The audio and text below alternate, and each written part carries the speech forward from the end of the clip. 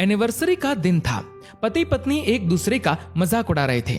कई लोग उनकी एनिवर्सरी मनाने के लिए उनके घर आए हुए थे।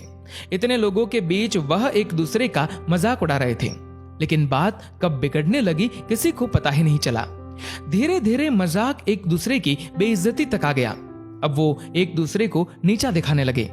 पार्टी में आए हुए बाकी लोग सिर्फ तमाशा देखकर खुश हो रहे थे। किसी ने उनको रोकने की कोशिश नहीं की, उल्टा सब हंस रहे थे। लेकिन हद तो तब पार हो गई जब पत्नी ने यह कह दिया कि तुम्हारी औकात ही क्या है मेरे सामने। तो सन्नाटा सा छा गया। पति निशब्द हो गया। जो पास में हंस रहे थे सब एकदम से चुप हो गए। इस पूरी शांति के बीच एक महिला सामने आई। वो महिला उस पत्नी की ही सहेली थी। पति का नाम राहुल और पत्नी का नाम रश्मि था।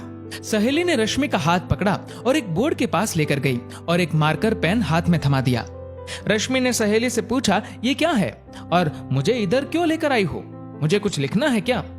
सहेली ने जवाब दिया, हाँ, एक काम करो, तुम बोर्ड पर 15 ऐसे लोगों के नाम लिखो जो तुम्हारे सबसे करीब है।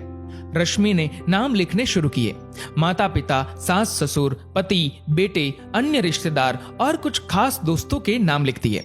अब सहेली बोली कि इनमें से 5 ऐसे नाम हटा दो, ये सोचकर कि ये लोग तुम्हारी जिंदगी से हमेशा के लिए चले गए। रश्मि ने दोस्तों के नाम हटा दिए।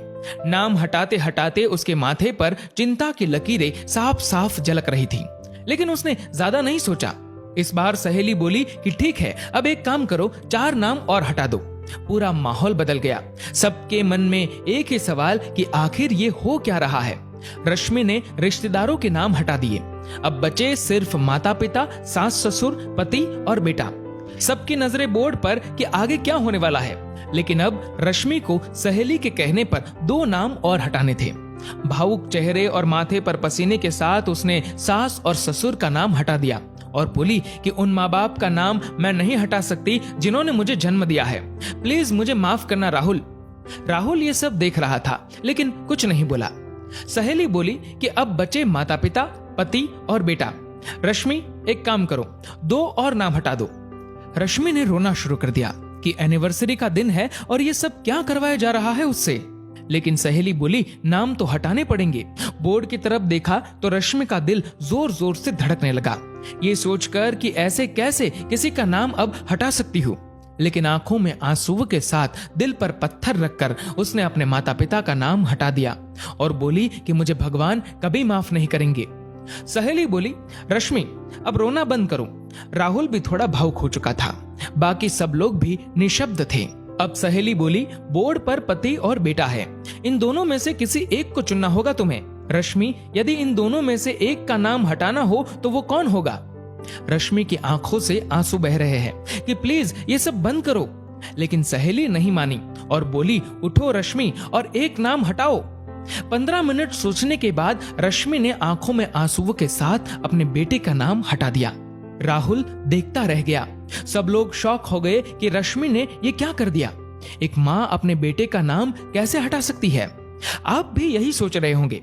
तब सहेली ने रश्मि से पूछा कि ऐसा क्यों किया? एक माँ होकर अपने बेटे को ठुकरा दिया और पति को चुन लिया, ऐसा क्यों किया तुमने? तो रश्मि बोली कि माता पिता, सास ससुर आज नहीं तो कल भगवान के पास चले जाएंगे, क्योंकि वो सब बड़े हैं और कुदरत का नियम है, जो आया है उसे जाना ही है। और बेटा शायद अपनी शादी के बाद मुझसे अलग हो जाएगा। हो सकता है मुझे आश्रम भेज दे, हो सकता है मेरी सेवा करे, या ऐसा भी हो सकता है कि मुझे घर से निकाल दे, क्योंकि आज की पीढ़ी का क्या भरोसा।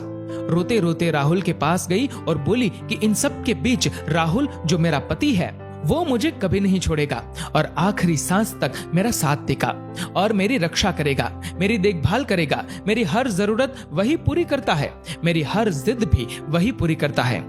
राहुल की आंखों से कब आंसू गिरने लगे उसे पता ही नहीं चला। पूरा माहौल बदल गया। जितने भी लोग उधर मौजूद थे सब रोने लगे।